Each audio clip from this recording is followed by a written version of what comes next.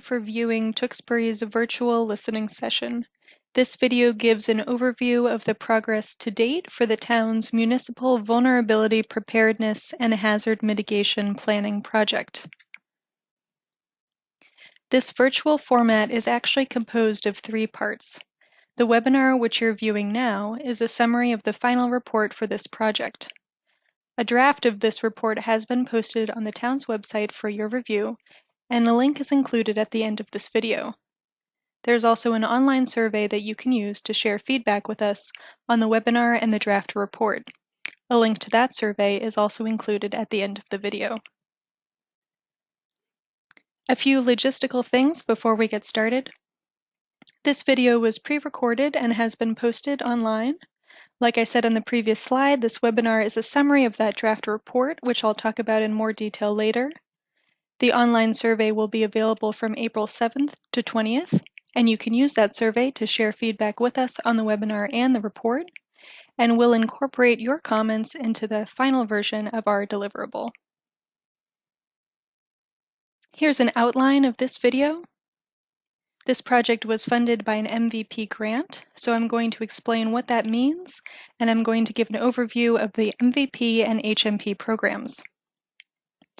I'm going to talk about climate change in Massachusetts and in Tewksbury more locally. I'll talk about the strengths, vulnerabilities, and priority action items that were identified during a recent workshop earlier this year. And I'm going to talk about what happens next in this process, namely that we want to hear from you through that online survey. So we'll start with an overview of the MVP and HMP programs. MVP is a state program that stands for Municipal Vulnerability Preparedness, and HMP is a federal program that stands for Hazard Mitigation Planning. These are some of the leading principles of the MVP program. It really looks to employ local knowledge and utilize that expertise. Even though this is a statewide program, it should feel personal and unique to Tewksbury. It utilizes partnerships that are pre-existing in the community and leverages those existing efforts to build the resilience of the town and make the town stronger than it is today. We use the best available climate projections and data, and the state is doing a lot to advance those efforts. If you're interested, Resilient MA is a great website to look for more information beyond this presentation. The MVP program really prioritizes nature-based solutions. For example, wetlands can provide flood storage, so protecting existing wetlands or restoring wetlands that have been damaged through previous development could be an example of a proactive and resilient strategy. Another important part of this process is thinking about our most vulnerable residents and how climate change will impact different people in our community differently. How can we make sure that everyone is prepared? The MVP process has 2 different phases. The first phase is the planning grant phase, shown in blue, which is where Tewksbury is now. The second phase is the MVP action grant, shown in green. The MVP planning grant involves developing a list of priority action items, which are essentially potential projects that are eligible for funding through the MVP action grant, which is providing up to $2 million in funding. Here are some examples of projects that are eligible for the MVP action grant. You'll notice that community and outreach and education is a big component of our planning process, but is also a big part of action grant projects moving forward. There's also a big focus on those nature-based solutions, and there are some new categories, shown in blue, including energy resilience, land acquisition, and partnering with low-income housing and mosquito control districts. In Tewksbury, we leverage the MVP process to also update your Hazard Mitigation Plan, or HMP, which is usually updated every 5 years. This slide shows why we chose to take that path, because there's a lot of great overlap between the 2 programs shown in green, which allows us to combine the processes. That overlap includes things like regional collaboration, community engagement, reviewing data, and identifying action items. We also conducted a series of interviews with local experts to talk about climate adaptation related to fields like emergency management in Tewksbury, planning, public utilities, buildings, schools, open space, recreation and conservation, and more.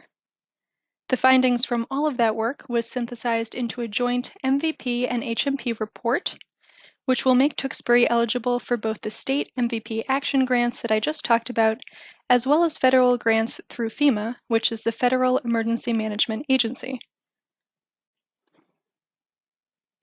To give you a sense of the overall, here's what our project timeline has looked like. This webinar is the virtual version of the listening session.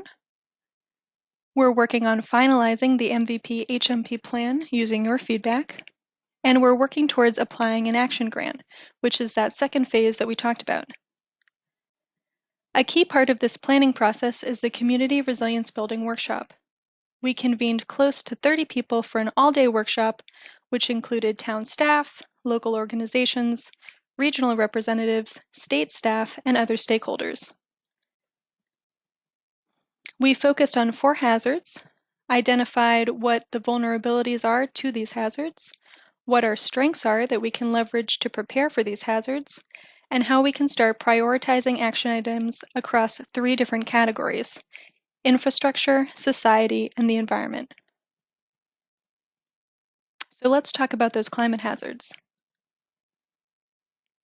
The 4 hazards selected for this workshop as being the most important and most relevant to Tewksbury were grouped by type and included heavy precipitation and flooding, severe snowstorms, ice storms, and extreme cold, severe thunderstorms, wind, nor'easters, and tornado, and extreme temperatures, drought, and wildfire. The next couple of slides will include historic data and future climate change projections related to each of these hazards. We know that temperatures have been increasing. We've already seen about 1/2 degree per decade of warming since 1970, and we've seen a particular increase in warming during the winter seasons. Moving into the future, in Massachusetts, we'll start to experience more days over 90 degrees. So by the end of the century, we might have as many as 35 of those really hot days, days that we would consider a heat wave if they occur consecutively. That's about a month's worth of time. Currently, we're only seeing about 6 of those days. We'll also see less days below 32 degrees, or days when we'll get snow or have those freezing temperatures. Right now, we have about 145 of those days annually, but it could go down to as little as 101 days by the end of the century, which again is a change of roughly a month. This temperature increase has a variety of impacts. The health department in Tewksbury has already been doing work related to vector-borne diseases from climate change. Things like mosquitoes and ticks can be a real challenge. Heat waves are also a serious public health concern and can lead to heat-related illnesses and increased demand on energy systems. These conditions can disproportionately impact vulnerable residents, and it will be important to make sure that there are cooling centers and other resources that residents can access when they need to. Moving into the extreme precipitation and flooding section, again, we've seen increases in precipitation already, including a more than 70% increase in precipitation during extreme events in the Northeast since 1958. And this increase in the intensity of rain does impact us locally, including in parts of town that might flood more frequently or more severely than they used to. Looking forward, we're likely to see these trends continue. We're anticipating an 8% increase in extreme precipitation events by 2050 and a 13% increase by the end of the century. There are some areas in town where flooding is currently experienced, and this flooding could worsen with climate change. Flooding related to stormwater could be caused by poor drainage, a high amount of impervious surfaces, and by undersized culverts. Historically, we've been designing our culverts based on past data for rain events. Moving forward, we want to think about what the design storms will look like when we factor in climate change. Beyond flooding, changing precipitation can have other impacts, like increased road pollutants in water bodies, crop damage from intense rainfall, and for agriculture, delayed plantings and reduced yield if the spring season gets progressively wetter. Severe winter weather can be costly and disruptive in Massachusetts, and power outages are a top concern related to this hazard. The blizzard of 2013, in particular, left nearly 400,000 residents in Massachusetts without power. We're also seeing an upward trend in North Atlantic hurricanes and northeasters. I've listed a few notable recent events here, particularly the 3 nor'easters that we experienced almost back-to-back in March 2018. The impacts of these extreme storms can include damaged property and infrastructure, business disruptions and economic damages, and displaced residents, among other impacts. So we want to hear from you about these hazards. What climate hazards are you most concerned about, and how have you been impacted by these events, whether it's a recent nor'easter or flooding in your neighborhood? Tell us by taking that online survey.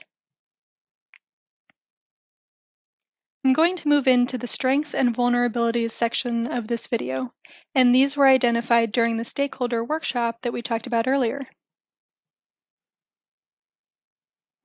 Here are some strengths and vulnerabilities listed in the workshop specific to infrastructure, and you'll see that many features were identified as both a strength and a vulnerability. That might be because they're essential to the town's everyday services and operations, and if they were impacted by an extreme event, or if they're already stressed by climate hazards, they would become a vulnerability. So for example, local roads have been impacted by snow, ice, downed trees, and flooding already. The Tewksbury Police Department does not have high water vehicles, and having to drive around a flooded road could increase their response time by 2 to 3 minutes, which would be significant. Similarly, the police department and the services that they provide is a huge strength. In terms of the building itself, there are already some pumps that run continuously in the basement of the police station, and that condition will only worsen with climate change impacts. So the building itself was identified as a vulnerability during the stakeholder workshop. Utilities were also seen as a strength when they work well, and a vulnerability when they're impacted by extreme events. We've heard that South Tewksbury experiences more power outages during storms than the rest of the town. Some of the vulnerabilities that relate to those climate hazards that we just looked at earlier were drainage infrastructure and culverts. So again, we're thinking about how to design those systems so that they can better handle the increasing precipitation events that we expect to see moving forward. Participants at the workshop saw town operations as a strength and commented on the support, dedication, and collaborative communication of town staff. So that will be a real strength in preparing for future hazards. Let's talk about environmental vulnerabilities and strengths. Generally, the town's open space, agricultural land, air, and water quality were seen as strengths. In terms of vulnerabilities, there was concern about how increasing temperatures can also increase invasive species, whether plants or insects, and vector-borne diseases from mosquitoes and ticks. Water bodies provide significant space and recreational opportunities in town and make up almost a quarter of Tewksbury's total land area, so they're a strength, but also a vulnerability when flooding occurs in those locations. Similarly, the town's tree canopy can provide great public and recreational spaces and can help mitigate heat impacts during extreme heat events. But trees that are felled during high wind events can also take down power lines or cause damage to roads and properties. Some of the vulnerabilities and strengths related to societal features included residents who might be more isolated than others, or might need a little more support in the event of an emergency. Those vulnerable residents could include the elderly, children, those who are homeless, those with limited English proficiency, disabled residents, and those who are dealing with other health challenges. You'll see that workshop participants also saw some of those vulnerable residents as a strength too. For example, we want to make sure that we're providing access to resources for our elderly residents. They may also have a lot of institutional knowledge about Tewksbury, memories of previous hazards, and learning about their experiences can help us better prepare for future events. Children make up almost 20% of residents in Tewksbury, and the town's elderly population is growing, and heat-related illnesses in particular can be common in those two groups. So the capacity of local emergency services and resources like a local cooling center or shelters may need to grow to meet an increasing demand. There are multiple shelters in town, including the senior center and the high school, and that was seen as a strength. But there was also an awareness that some residents might have barriers to using those shelters, if they can't get to the shelter without transportation services, or if they can't bring their pet. So those barriers were seen as vulnerabilities that should be addressed.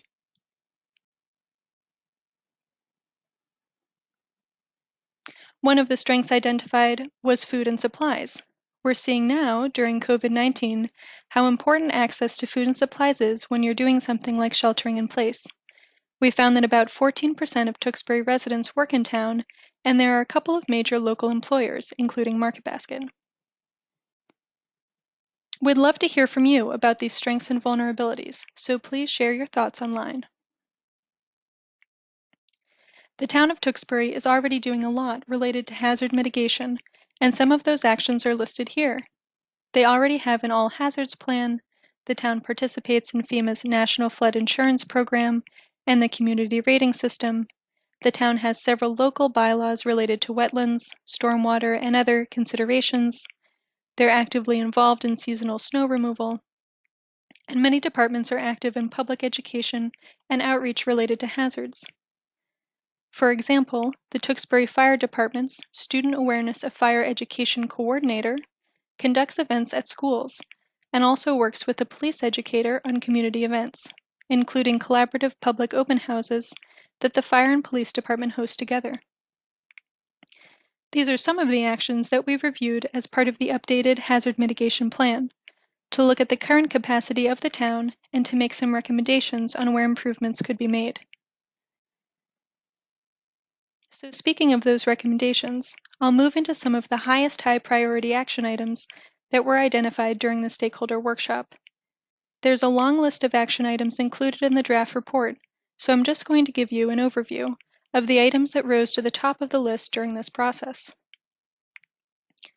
There was a real focus on preparing for flooding through upgrading infrastructure and those culverts that we talked about earlier.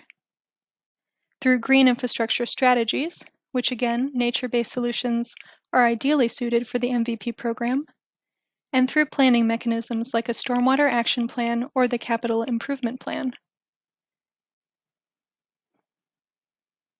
There was also a focus on supporting those vulnerable residents and public resources that we talked about earlier, through something like a transportation plan for seniors, updating inventories and conducting a needs assessment at shelters, and considering a pet-friendly shelter for those residents who might not be willing to leave their homes before an extreme event unless they can bring their pet with them. We also talked about design guidelines and regulations. As we saw previously, the town has wetland and stormwater bylaws. Those could be updated. And there could be additional guidance provided for increasing stormwater detention on-site so that it doesn't flood impervious surfaces like adjacent roadways.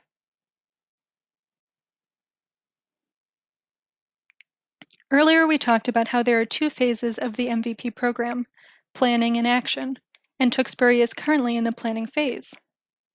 The town is now eligible to apply for the second phase, which are the action grants that fund the implementation of climate adaptation projects. So the town has identified 3 projects for potential action grant funding. They include developing an action plan for the stormwater system, with a vulnerability assessment for stormwater flooding and culvert upsizing, elevating roads at strategic locations, including Route 38, Shawsheen, and local roads leading to 495, incorporate climate adaptation strategies into the Main Street reconstruction and coordinate with Mass DOT, and maintain basement pumping systems at the police station and evaluate options for PV power and long-term flood resilience. We want to hear from you about these potential projects. Which of these 3 items should be a top priority for action grant funding? This webinar gave an overview of the MVP planning process that we've completed so far. For more information, please view the draft HMP MVP report online. And please do take the online survey to share feedback with us about the webinar and the draft report. That survey will be available from April 7th to April 20th, and we will incorporate your comments into our final deliverable. Thank you again for taking the time to participate in this process.